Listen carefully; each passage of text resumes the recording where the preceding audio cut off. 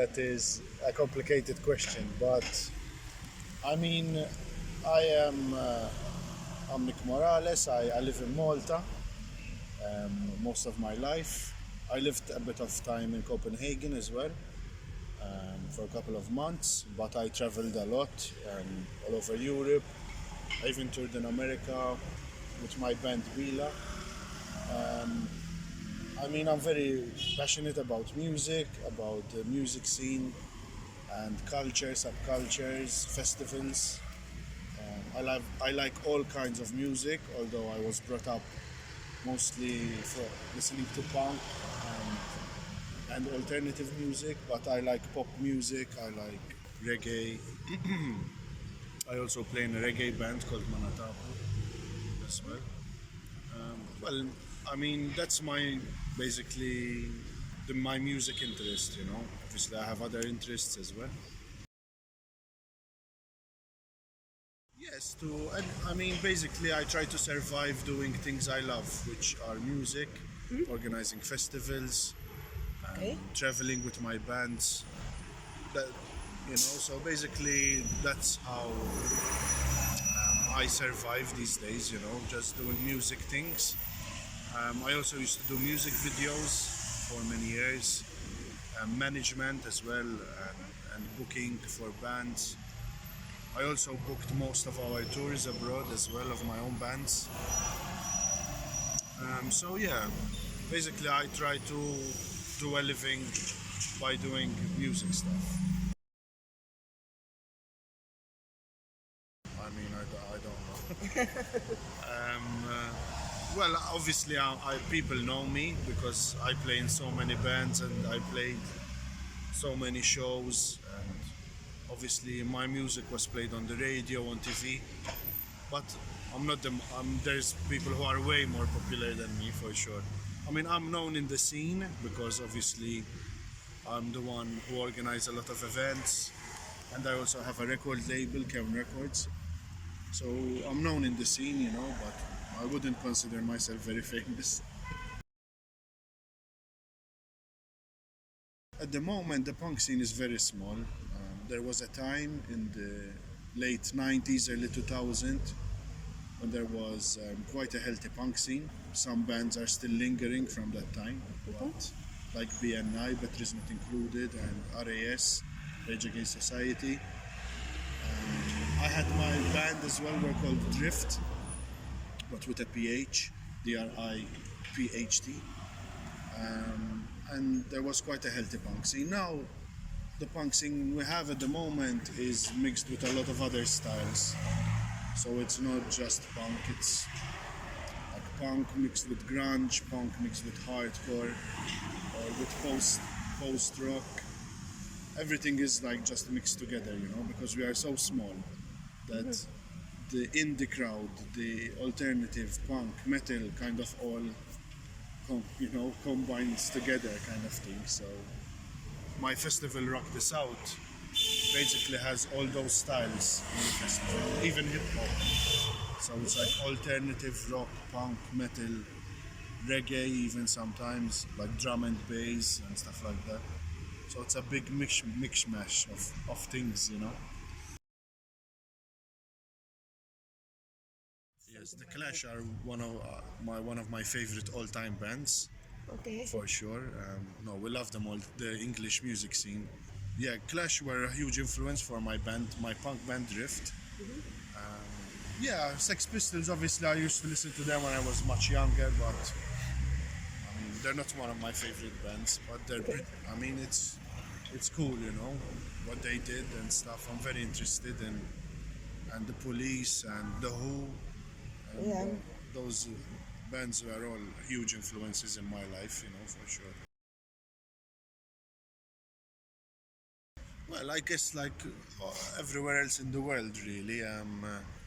You know, the alternative people just understand each other, and the commercial people just don't understand. Even when they see mosh pits and stuff, they think that it's a fight happening, you know.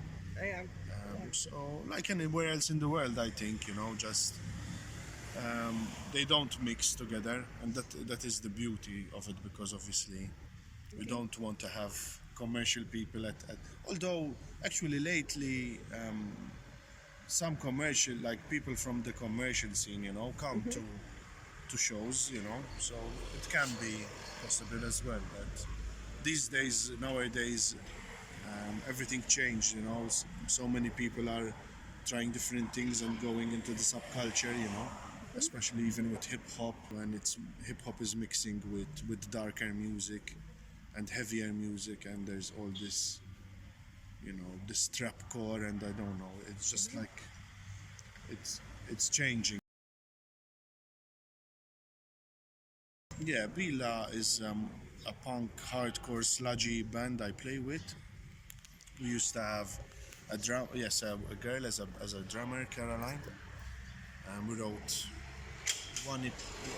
two EPs, no, three EPs together, and we had a single as well that we released on a 7-inch with Kingfisher Blues Records from Canada.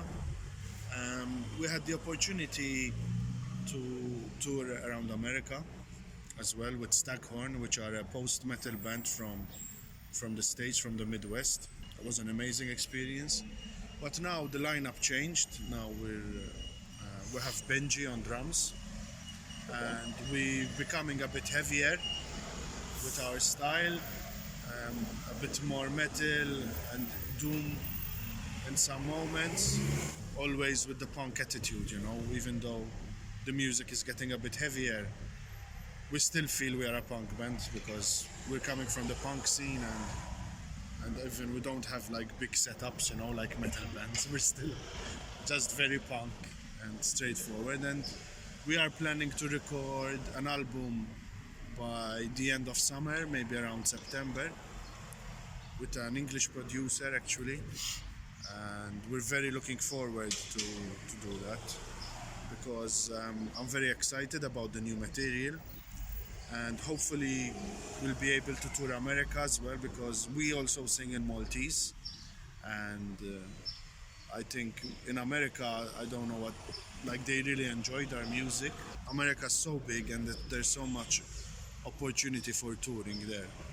You don't planning to come to Europe? Yes, if we have the opportunity, for sure. But at the moment, it just feels that America is like where it's more worth to go for us because of our style, and we can do like 15 shows, after each other. In Europe, it's not always possible to do that. It's a bit difficult, but basically wherever it takes us, just whatever context we get, hopefully we'll be able to have some kind of booker that will book shows in Europe for us, maybe. 400 parts per million, which is a reference to the global warming. Okay. Because basically the scientists said, to cut it short, that once we pass the 390 ppm, there's no return, we fucked it. But we've passed 400. I think now we're like 405, something like that. So that's just a reminder of what we're doing to the world, basically. It's an interesting band actually. Yes. I saw it videos and stuff. I like it very much. So. Thank you. It's more classic punk. Yeah. We have influence from British punk and also some American punk. That is basically a project that was created by Jean-Pierre de Battista. He wrote all the concept, the lyrics, and most of the songs. I played drums in the band, although we wrote the music together, and obviously in the garage practicing together. Jean-Pierre is the mind behind the band really, and all the lyrics. And we just released an album called Spiritu Pront. It's also available on vinyl, and yeah, very happy about it. It's a great album, I think. Actually, I am a new guy I only been with Manatapu for 1.5 years, I think now. Manatapu is super popular Maltese band that's been together for nearly 10 years. They're very, very popular, so I'm very happy to be a part of them. Manatapu is basically It's what they say in New Zealand. It's something Yeah. to do with New Zealand. Okay. Mana means God, I think, and Tapu is the people, something like that. I'm not too sure about it, but I'm sure you can check it out on Google. It will say. Well, actually, tomorrow we're rehearsing. Yeah. I think Manatapu. Where? In Marsa, we have our rehearsal. Really? If you guys wanna come, Yeah, I want. I really want to go. okay. Let me send him a message and Okay, see okay. after the interview and see if it's okay, and maybe you guys can come to the rehearsal. Maybe. We are not the whole band, unfortunately, Right. because Pupa and Tete, one lives in Spain and the other one lives in Belgium. But we will be the Maltese members, basically. Wow, great, yeah. Because we're a mix of different. We have a Sicilian guy, we have an English guy, we're 4 Maltese, and then a French guy which has Spanish, like American, South American blood because of his family, and a Spanish guy. So we're a big mix. Cool. NoSnow NoAlps was a band I Yeah. created actually after Okay. my punk band Drift stopped, and it was exactly at the time when there was the big revival of like this indie post-rock scene, like the Strokes, a lot of met rock like Foals and stuff like that. And basically that's how NoSnow NoAlps started, just finding a lot of interest in this kind of music, and then we just evolved by time, and whoever hears our music can realize that we have so much different styles. We play indie, pop, dance, funk, disco, reggae, ska, like all of those things. We have even ballads. So and NoSnow NoAlps, we had quite a good run. We were popular for some time. Even our music used to go up in the charts, like #1. We toured all over Europe. We toured a lot in Italy. We supported bands like The Hives, and we opened for Kaiser Chiefs. No, Kaiser Chiefs Bila. But NoSnow NoAlps, we opened for The Hives, and we opened for Dry the River in Italy as well. Yeah, so basically it's just a band that was created by me and Daniel at the time, and then it got evolved. Like, we had so many changes in the band. Now at the moment we have a new lineup, and we even played in London last November, and actually like a week or 2 ago we played in Gozo in a house, which was really cool. It was a house party. Yeah, NoSnow NoAlps, we won a lot of awards as well in Malta. So yeah, it's just another part of me, another part to express myself in different styles of music. I'm actually very happy to be part of one of the biggest festivals this year, Earth Garden, Yes. which is a new thing for me. Okay. Earth Garden's been going for 15 years. This year is going to be the 15th edition, and Earth Garden is more of a hippie world music kind of festival, so not much punk there. Previous years, like Gentleman's Dub Club played there. This guy Nicky Bomba, who used to play for the Melbourne Ska Orchestra, he used to play with that band. Modena City Ramblers as well played at Earth Garden, which are quite known in the punk scene. They're a folk punk band. Yeah, I mean, that's from the top of my mind, that's what I can remember. Okay. Then I also have my festival, Rock the South, Yes. which is more of an underground festival. This is something I created as well. This year we're going to be celebrating 10 years, 10 editions, because obviously we missed 2 years because of COVID. So it's 10th edition. It would have been 12, but COVID fucked it. Yeah. And yeah, we're very excited. Last year we had Igor Cavallera doing a very special set, an experiment. I mean, people usually know Igor Cavallera for playing drums, but he did an electronic set for Rock the South. Which, Interesting. yes, I like to do different things. Sometimes people get pissed off, but it's cool. KEWN Records is quite still early. It's an early project.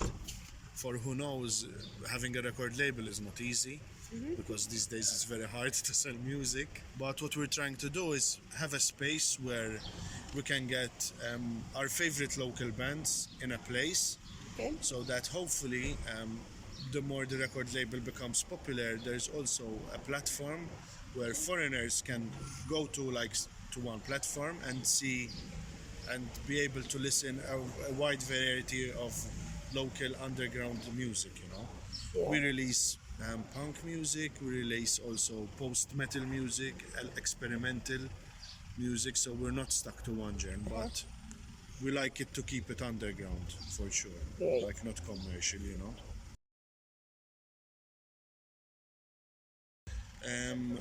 There's a lot of disadvantages because number one, for touring, because we cannot just catch a van and go, you know. We have to catch a boat or a plane, Yeah. so it's always difficult with gear, you know. When we go tour abroad, we have to find the gear from there, everything, drums, so that is a disadvantage. At the moment also there isn't much of a structure in the music industry. It's a bit scattered, but things are starting to get much better. There is more festivals, some labels are opening up now. There's many labels that specify on certain clicks, you know, of styles. It's getting better, but obviously since it's small, there's always a limitation of how many people can buy your music, but also you can become popular very quick, you know, as well, because it's very small. So you can get on the radio and you can play big shows, you know, in front of like 3,000 people. I thankfully had the opportunity to play big stages, you know, big arenas and stuff like that. And how is playing in big stages? Oh, it's fantastic. I like to play small, intimate shows, but playing in front of 3,000 people, going crazy, you know, it's like the best feeling for sure. Me, I think it's the best thing ever, you know, because being a small island, marijuana costed a lot of money to buy because when it was very illegal, it was very hard, you know, because you could go for having like a few plants up to 30 years to jail. Sometimes it even used to be 25 euros a gram, you know, so that's really expensive. But there was a time that's how much we used to buy it. So now that we can grow our own plants, and it's fantastic, you know. So now you can grow plants and buy on stuff on the shops or something. No, it's a bit more complicated than that. Okay. You can have up to 4 plants, but it has to be in a secluded area. You can't be shown by public. It's not allowed to sell, but now there's going to start to open these social clubs where you can become a member, pay an amount, and they will grow the weed for you. Only like that is you cannot go in a shop and buy weed. The only way you can get weed is to be a member in these clubs. It's a non-profitable club, so they won't be making any profit from it. That is the only way legally to buy weed from now on. Or else you grow your own. You can have up to 4 plants at your house. Wow, enough. It's good, it's great. Well, horrible, I guess, like everywhere else, you know, especially coming from, you know, playing from what I do, my job is music. I couldn't work, you know, for nearly 3 years, you know, because the music and events were the last thing to open up. It was the first thing to close and then the last thing to open. But did you have some house concerts and stuff? So We had, yes, a few, it's normal. but not enough, not a lot. Okay. We were all trying to see how we're gonna get some money to live, you know. Okay. But fortunately, I was lucky that I had registered with the government as being into music. So they were giving me money every month Oh, to that's be great. able to survive, you know. So, and then when things started getting better, there was also some funds from the government to do shows, and we managed to get one of those fundings, and it really helped us to kickstart, you know. Thankfully, the government, although it's a very corrupt government, it helps, you know, Great. when it comes to these things, because they make a lot of money from a lot of corrupt things. And obviously they get money from Europe and stuff like that. But although they're very corrupt, they do care. They do take care of the people at some certain extent. You know, if you know how to work the things, if you know how to do things legally, you can get money from the government and stuff like that. So that was very helpful for us. You know, and they knew that we were struggling, you know, because we couldn't play for so long. So they were helping us, you know, with money the longest than anybody else. So we kept on getting money for nearly 2 years, you know. So that's pretty good. A lot of plans, always to keep growing. Now this year I'm part of Earth Garden, which is a big project. I'm very honored to be part of Earth Garden and very ready to work, you know. It takes a lot of time to organize a festival, even like Rock the South, even though it's much smaller, it's very hard. Well, now I'm planning to record with Bila, as I told you, planning to tour more, again, to start the ball rolling after COVID, you know. Hopefully go to America with Bila, maybe do some tours with NoSnow NoAlps as well, and just keep on doing music, you know, basically. Okay. Thank you very much. Thank you.